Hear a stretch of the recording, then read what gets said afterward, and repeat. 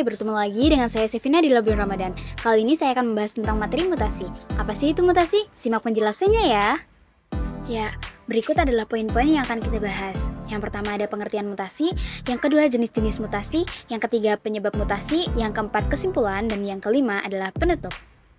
Pengertian mutasi. Apa sih itu mutasi? Mutasi adalah perubahan materi genetik suatu sel yang diwariskan kepada keturunannya. Mutasi pertama kali dikemukakan oleh Sedgwick tahun 1870 yang melihat adanya kelainan pada kaki domba yang lebih pendek dari kaki domba lainnya. Kelainan ini diturunkan kepada keturunannya. Selanjutnya, Hugo de Vries tahun 1901 dalam bukunya The Mutation Theory mengenalkan istilah mutasi. Dilanjutkan oleh Thomas Hunt Morgan tahun 1910 dalam penelitiannya menemukan adanya lalat buah yang bermata putih dan bermata merah. Faktor yang menjadi penyebab mutasi disebut mutagen. Makhluk yang mengalami mutasi disebut mutan. Berdasarkan sel yang bermutasi, ada dua jenis mutasi yaitu mutasi somatik dan gametik atau germinal. Mutasi somatik adalah mutasi yang terjadi pada sel somatik, yaitu sel tubuh seperti sel kulit. Mutasi ini tidak akan diwariskan kepada keturunannya. Mutasi somatik adalah mutasi yang terjadi pada sel soma. Bila perubahan sel somatik demikian besar, sel-sel dapat mati dan kalau dapat bertahan hidup, memiliki kelainan atau tak berfungsi secara normal. Sedangkan mutasi gametik atau germinal adalah mutasi yang terjadi pada sel gamet, yaitu sel organ reproduksi yang meliputi sperma dan ovum pada manusia. Mutasi berdasarkan tempat bermutasi ada dua jenis, yaitu mutasi kecil dan mutasi besar. Mutasi kecil atau point mutation adalah perubahan yang terjadi pada susunan molekul gen atau DNA, sedangkan lokus gennya tetap.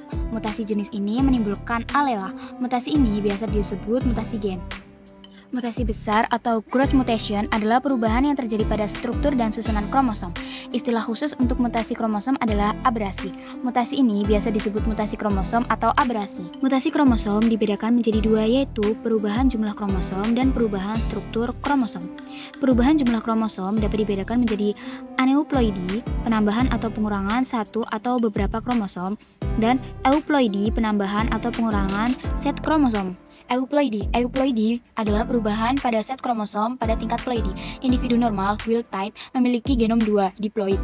Namun, mutasi dapat mengakibatkan terjadinya perubahan pada tingkat ploidi sehingga menjadi 3N, triploid, 4N, tetraploid, dan banyak N, polyploid. Banyak tumbuhan budidaya yang telah dimutasikan sehingga menghasilkan tumbuhan polyploid yang memiliki sifat unggul.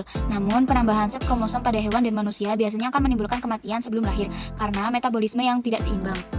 Aneuploidi adalah perubahan dari jumlah N yang menandakan jumlah set kromosom yang disebabkan oleh dua faktor, yaitu non-restitution dan anafase lag. Anafase lag yaitu peristiwa tidak melekatnya kromatid pada gelendong pada proses anafase meiosis 1. Non-disjunction yaitu peristiwa gagal berpisahnya kromosom homolog pada proses anafase dari meiosis 1 atau 2. Pada peristiwa gagal berpisah terdapat pasangan kromosom homolog dan pasangan kromatid yang melekat satu sama lain, tidak berpisah, akibatnya dapat gamet abnormal dan kromosom berlebihan dan kurang.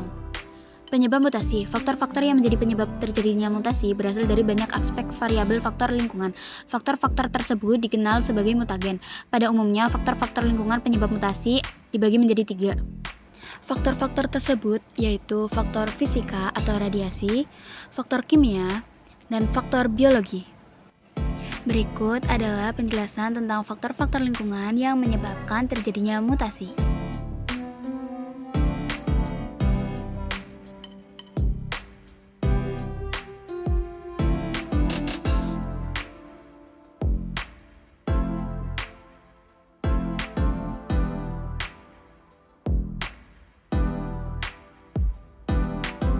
Sekian video dari saya. Jika ada yang ingin ditanyakan, tulis di kolom komentar ya. Terima kasih sudah menonton video ini. Jangan lupa like, comment, subscribe, and share. Bye-bye semuanya.